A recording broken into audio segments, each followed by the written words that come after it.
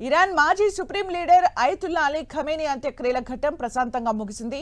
మషాద్లో గల దర్గాలోని సెంట్రల్ హాల్లో ఆయన పార్థివ దేహాన్ని కుటుంబ సభ్యులు ఖననం చేశారు. ఈ సందర్భంగా ఆయన పెద్ద కుమారుడు సయ్యద్ ముస్తఫా ఖమేనీ నేతృత్వంలో చివరి ప్రార్థనలు నిర్వహించారు.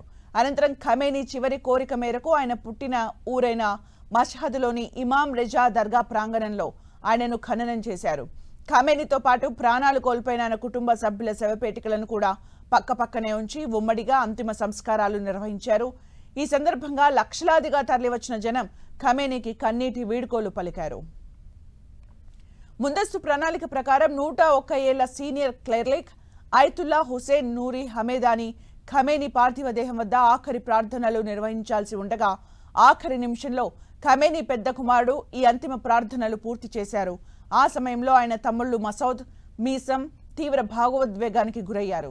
ఖమేనీ మరో కుమారుడు ఇరాన్ ప్రస్తుత సుప్రీం లీడర్ మోస్తబా ఖమేనీ మాత్రం భద్రతా కారణాల దృష్ట్యా తండ్రి ఖనన కార్యక్రమాలకు హాజరు కాలేదు. అంతకుముందు నిర్వహించిన ఖమేనీ అంతిమ యాత్రలో లక్షలాది మంది ప్రజలు పాల్గొన్నారు. ఇసుకేస్తే రాలనంత జనం రావడంతో మషహద్ నగర వీధులన్నీ జనసముద్రంలా మారాయి. ఖమేనీకి చివరి వేడుకోలు పలకడానికి వచ్చిన వారంతా నల్లటి దుస్తులు ధరించారు.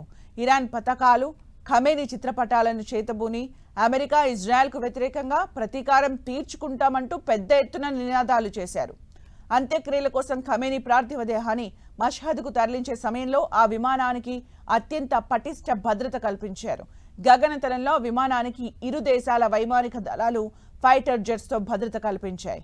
ఇరాన్ అధ్యక్షుడు మసౌద్ పెజెష్కియాన్, విదేశాంగ మంత్రి అబ్బాస్ అర్గాచీలతో కూడిన ఉన్నత స్థాయి ప్రతినిధి బృందం స్వయంగా ఆ విమానంలో ఖమేనీ భౌతిక కాయంతో పాటు ప్రయాణించి ఎస్కార్ట్గా నిలిచారు. మషహద్ చేరుకున్న అనంతరం అక్కడి నుంచి హెలికాప్టర్ల ద్వారా కర్బలాకు తరలించే సమయంలో కూడా భారీ సైనిక ఎస్కార్ట్ మధ్య శవపేటికను తరలించారు.